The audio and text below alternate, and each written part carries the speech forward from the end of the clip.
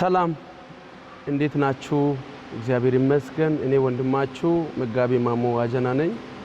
ዛሬ ወደ እናንተ የመጣሁት በጣም መልካም ወሬ ይዤ መጥቻለሁ።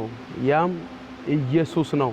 ናዝሬቱ ኢየሱስ፣ የተሰቀለው ኢየሱስ፣ ስለኛ ራሱን አሳልፎ የሰጠው ኢየሱስ፣ በራቆት የተሰቀለው ኢየሱስ፣ ሁሉን እየቻለ ኤሎሄ ኤሎሄ ላማ ሰበቃታና ብሎ ወደ አባቱ ሲናገር ሲጮህ በዛ ጊዜ ኤልያስን ይጠራል ብሎ ኤልያስ ስለ እሱ የተናገረውን ኢየሱስን እነሱ ሲያላግጡ እንዲህ ነው ያሉት። ኤልያስን ይጠራል ብሎ ነው ያሾፉት። ያ ኢየሱስ ለኛ እንደዛ የሆነበት ምክንያት፣ ስለኛ የቆሰለበት ምክንያት እኛን ለማዳን እርሱ ቆሰለ። እርሱ ስለኛ አሳልፎ ነፍሱን ሰጠ። ወገኖቼ የሚገርም ነገር ከአብ ዘንድ የመጣበት አምላካዊ ታላቅነት ያ እያለ ባንተ ዘንድ ባለው ክብር አስበኝ ብሎ እንደዛ ብሎ ነው የጸለየው። ስለዚህ ይህንን ኢየሱስን አባቶቻችን አገልግሎ አልፏሉ፣ ሰብኮ አልፏሉ፣ ዘምሮ አልፏሉ፣ ኖሮበት አልፏሉ።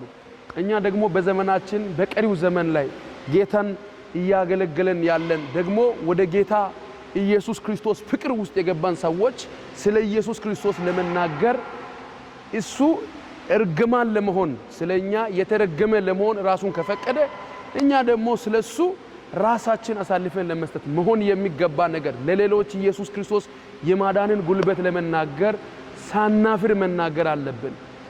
ጌታ ኢየሱስ ክርስቶስ ብቻው ያድናል። ስለዚህ በዚህ ዘመን ላይ መጨረሻ ዘመን ላይ ዘመኑ ባለቀበት ባረጀበት በዚህ ዘመን ላይ ስለ ኢየሱስ ለመናገር እንዳትፈሩ፣ እንዲሁም ደግሞ ስለ ኢየሱስ ሳትመሰክሩ አንድ ቀን መዋል የለባችሁ። ዘመኑ ቀርቧል። ኢየሱስ ይመጣል። የኢየሱስ ክርስቶስ መምጫው ደርሷል።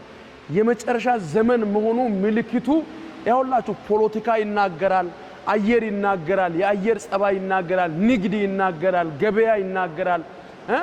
የተለያየ በስደተኞች ላይ አሁን እየደረሰ ያለው ችግሮቹ ቻሌንጆቹ ይናገራሉ። ስለዚህ በዚህ ጊዜ ላይ በዚሁ ጌታ ኢየሱስ ክርስቶስ ሊመጣ በደጅ ባለበት በዚህ ጊዜ ላይ ስለ ኢየሱስ ሳትናገሩ አንድ ጓደኛችሁ ቤተሰቦቻችሁ የሆኑ እናንተ የሚታቋቸው ሰዎች ወደ ጋነብ እሳት ውስጥ ላይ ሊገቡ ያሉ ሰዎችን ከጋነብ እሳት አምልጥ ዳን ብሎ ለመናገር ማፈር የለብንም።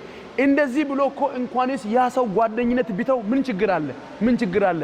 ከሱ ጋር ተስማምተን ተፋቅረን ኢየሱስን ሳናወራ ከመኖር ኢየሱስን ተናግሮ ማፈር በሰዎች ዘንድ ላይ ተተችተን መኖር ይሻላል። ስለዚህ ለዛ ጓደኛ ለዛ ቤተሰብ ኢየሱስ ክርስቶስ እንደሚያድን፣ ኢየሱስ ክርስቶስ የዘላለም ሕይወት እንደሚሰጥ፣ በኢየሱስ ክርስቶስ የማያልፍ ዘላለም ሕይወት እንዳለ፣ ከኃጢአት መንጻት እንዳለ ተናገሩት። ወገኖች ልንገራችሁ፣ በጣም ምርጥ ወሬ የሚባለው ወሬ ልንገራችሁ። የኔ ኃጢአት ይሄን ያክል ኃጢአት ጋር ጌታ ኢየሱስ ክርስቶስ ሊቀበለኝ ይችላል? አዎ ይችላል። ሰዎች የፈረዱበት የትኛውም የኃጢአት ብዛት ሊኖር ይችላል። ሰዎች የናቁበት የሚጠቆሙበት ጣታቸውን የሚቀሰሩበት የትኛውም ኃጢአት ሊኖር ይችላል። ከዛ ኃጢአት ጋር ያቀርባል፣ ይቀበላል፣ እንደገና ይጠቀማል። ከዛ ተነስተ ትልቅ ሰው መሆን ትችላለህ። ስለዚህ የትላንትና ኃጢአት የትላንትናው መንገድ የትኛውም የተሳሳታችሁበት መንገድ ከእግዚአብሔር የሚለይ አይደለም። እሱ ስለ አንተ ኃጢአት ነው በመስቀል ላይ የወጣው፣ ስለ አንተ ኃጢአት ነው ይኸውላችሁ ወደ ጥልቅ ወደ ሲኦል የወረደው። ከዛ በኋላ የሲኦልን በር ዳግም ሰይጣን ሊከስ በማይችልበት ዝግ ዘግቶ ነው የወረደው። ወርዶ የሲኦልን በር ዘግቶ ወጣ። ስለዚህ ወደ ጌታ ኢየሱስ ክርስቶስ ትውልድ እንዲመጣ መናገር መስበክ አለባችሁ። እኛ የተሰቀለውን ክርስቶስን እንሰብካለን። መዳን በሌላ በማንም ዘንድ የለም። እንድንበት ዘንድ ከሰማይ የተሰጠው ስም አንድ ብቻ ነው፣ ስሙም ኢየሱስ ይባላል። ስለዚህ ወገኖቼ ይህንን ስምን ኢየሱስን ተናገሩ። how are you ዚክ አምሌ ተማም እንተ ኮይስ እና ስለዚህ ይህንን ኢየሱስን ስበኩ። እኛ ግን የተሰቀለው ክርስቶስን እንሰብካለን። ይህንን መልእክትን የሰማችሁ ሰዎች ላልሰሙ ሰዎች ሼር አድርጉ። ዛሬ በጣም ወደው ወንድሜ ወንጌላዊ ዘሪሁን ከኔ ጋር ነበረ። አጋጣሚ በዚህ ባገኘውበት አጋጣሚ ኢየሱስን ለእናንተ ሊጠቁምብላችሁና ጊዜ እያለ መናገር የሚገባውን ሳታወሩ እንዳታልፉ ብዬ ይህንን የእግዚአብሔር ሐሳብ ሊናገርላችሁ መጥቻለሁ። ጌታ ኢየሱስ ክርስቶስ አንድ ጊዜ የተጠማ ሰው ሆኖ መስሎ በአድራሻዋ ነው የመጣው። በአድራሻዋ መጥቶ እሷ በሚትፈልግበትና በሚትሰራው ስራ መስሎበት ነው የጠየቀው።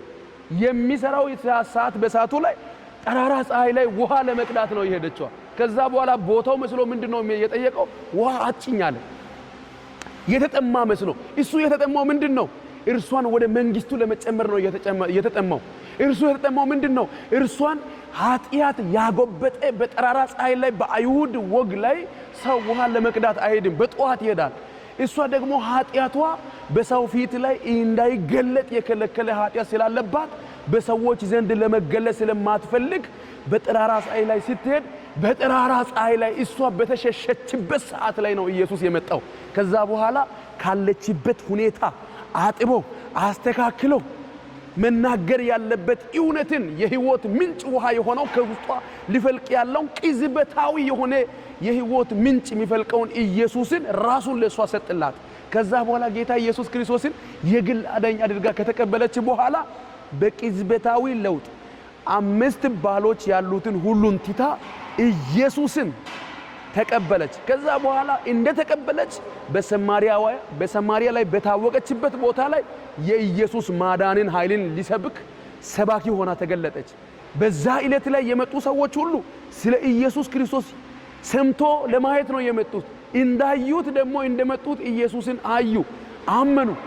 አንቺ ስለተናገርሽ አይደለም እኛ አይተነዋል፣ እርሱ የዘላለም አምላክ የሆነውን አዳኝ ኢየሱስ ነው ብሎ መሰከሩ። ድነታቸውን አረጋገጡ። በተገኘ አጋጣሚ ቦታው ላይ ስራ ቦታ ላይ ሆነ ይችላል፣ የተለያየ ስራ ድርሻ ባላችሁበት ቦታ ላይ ከእናንተ ጋር አብሮ የሚሰሩ ሊሆኑ ይችላሉ። ለነዚህ ሰዎች ወንጌልን መስክሩ። እኛ ግን የተሰቀለውን ክርስቶስን እንሰብካለን። ሃሌሉያ አፈዮ ቢዲካ እና ጌታ ይባረክ። በጣም ደስ የሚል ሁኔታ ላይ ዛሬ አለን። ክብሩን ጌታ ጠቅልሎ ይውሰድ። ምናልባት ይህንን ቦታ ላይ ዛሬ ይህንን ቃል ከሰማችሁ ሰዎች መካከል ይህ ቃል ነክቶኛል የምትሉ ሰዎች፣ ይህንን ሳልናገር ቆይቻለሁ ለቤተሰቦቼ ለጓደኞቼ የምትሉ ሰዎች ስለ ጌታ ኢየሱስ ክርስቶስ ተናገሩ። ይናገራለሁ ብላችሁ በኮሜንታችሁ ላይ ጻፉ። ስለ ኢየሱስ ይናገራለሁ፣ ተናግሬ አላቅም፣ ፈርቼ ነበር፣ ከዚህ በኋላ ድፍረት አግኝቻለሁ ብላችሁ በኮሜንታችሁ አሳውቁ። እግዚአብሔር አምላክ ይባርካችሁ።